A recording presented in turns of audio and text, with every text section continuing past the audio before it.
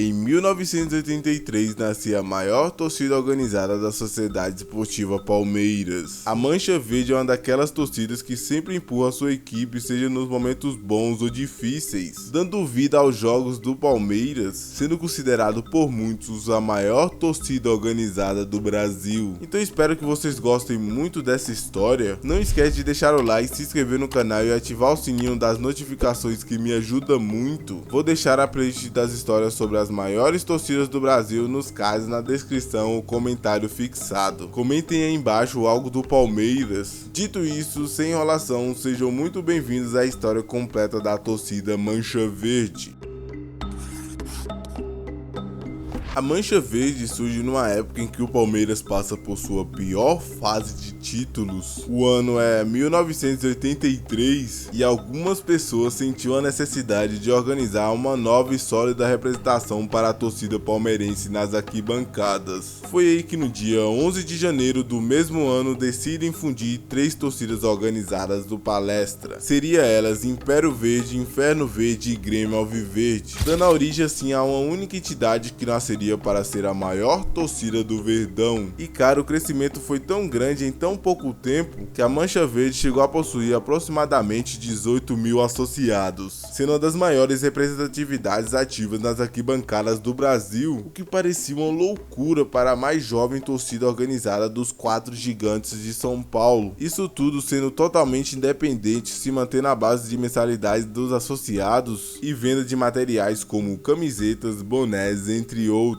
aonde a cada ano que passava a torcida do Palmeiras vinha progredindo na sua organização e estrutura, sempre tendo uma sede social que possuía todas as condições, equipamentos necessários à administração e o atendimento dos interesses da coletividade, com várias ações de lazer, mantendo-se aberta à população em geral para campanhas assistenciais e de emergências. E cara, sempre com o objetivo de levar aos estádios onde se apresentava a Sociedade Esportiva Palmeiras todo o seu amor e incentivo ao clube. Esse foi o início da torcida, que passaria por muitas e muitas coisas em sua história, mas agora vamos falar porque bulhufas o nome da torcida é Mancha Verde, e o motivo é o mais simples de todos. Na época de sua fundação, a Mancha era composta basicamente por jovens e adolescentes, por isso escolheram um personagem das revistas em quadrinhos de Walt Disney. E qual personagem era esse, meus queridos? Era o Mancha Negra, que passava uma imagem de reverência e rebeldia, mas sempre aliada ao humor e uma inegável simpatia. E claro, só trocando no final o negro por verde, né? Para ter mais identificação até com Palmeiras. Porém, não poderia faltar uma teoria que envolvesse um torcedor corintiano. Lembrando, o que eu vou falar agora é só uma teoria mesmo, que eu encontrei no All Sport. Inclusive, vou deixar o link para vocês na descrição se quiserem conferir. Vamos lá. Quem conta essa história é José Luiz, fundador da torcida Acadêmicos da Savoia, que participou da criação de uma primeira Mancha Verde em 1978. Luiz conta que na época existia um especialista em furtos e equalizadores de som da marca Tojo. Com o apelido de Galinha, o corintiano teria supostamente ajudado a inspirar o nome da mancha. A história é a seguinte: Galinha era, assim como Mancha Negra, um ladrão, só que na história em quadrinhos o Mancha tem uma admiradora, que é a bruxa Madame Mim, que vivia tentando agarrá-lo e beijá-lo. E adivinhem, onde tinha uma senhora com o apelido de Madame Mim, acertou quem respondeu: torcida do Palmeiras. E adivinhe de novo de quem essa senhora gostava? Do Galinha. Cara, não existe coincidências. Brincadeiras à parte, terminando a história, quando foram fundar a torcida, os palmeirenses precisavam de um nome, é claro. Como tinha um Mancha Negra corintiano, resolveram fazer a Mancha Verde. Doideira, né, galera? Lembrando, é só uma teoria. Agora, voltando para a trilogia verdadeira, chegamos na década de 90, aonde temos uma das mais gloriosas eras da história da Sociedade Esportiva Palmeiras, aonde o Palestra sai de uma das maiores filas de títulos da história do futebol paulista, com uma das melhores vanguardas do futebol brasileiro, que foi o ataque de 102 gols, e acreditem se quiser, tudo isso no Campeonato Paulista. E conforme o Verdão ia conquistando títulos, a Mancha Verde vinha crescendo tão rápido que já não era considerada só uma das maiores torcidas organizadas do estado de São Paulo, mas sim uma das maiores maiores e mais respeitadas do Brasil. E claro, nada melhor para crescer qualquer torcida do que títulos. E isso na década de 90 o Palmeiras ganhou aos montes. Foi 2 campeonatos brasileiros em 1993 e 94, 3 Paulistão e 1 Libertadores da América em 1999. E claro que o crescimento da Mancha Verde não foi só no número de membros. A cada ano que passava, a torcida também aumentava os investimentos nas suas festas de arquibancadas em todos os jogos, chegando a ter na mesma década aproximadamente 180 bandeiras de bambus e várias faixas, abrindo pela primeira vez o seu bandeirão em 1992, aonde cara era um dos maiores do mundo, chegando a pesar 700 quilos e claro que custou uma supimpa para a torcida, levando 10 dias só a costura e 3 dias a pintura do bandeirão, que tinha um desenho do Mancha pichando o símbolo escorrido do Palmeiras, medindo 40 por 80 metros de comprimento, isso tudo para mostrar o tamanho da paixão que tinha ao Verdão, aonde o bandeirão estreou chocando todo mundo no primeiro jogo da final do Campeonato Paulista dentro do Morumbi no dia 5 de dezembro do mesmo ano. Aí eu esqueci de falar antes, mas o bandeirão entrou até para o Guinness Book como o maior bandeirão do mundo na época. Hoje com certeza tem muitos maiores, inclusive na década de 90 rendeu uma rivalidade sobre bandeirões no estado de São Paulo entre as principais torcidas do Corinthians e Palmeiras. Porém, podemos dizer que a Mancha Verde foi a pioneira nesse assunto tanto no Brasil quanto no mundo.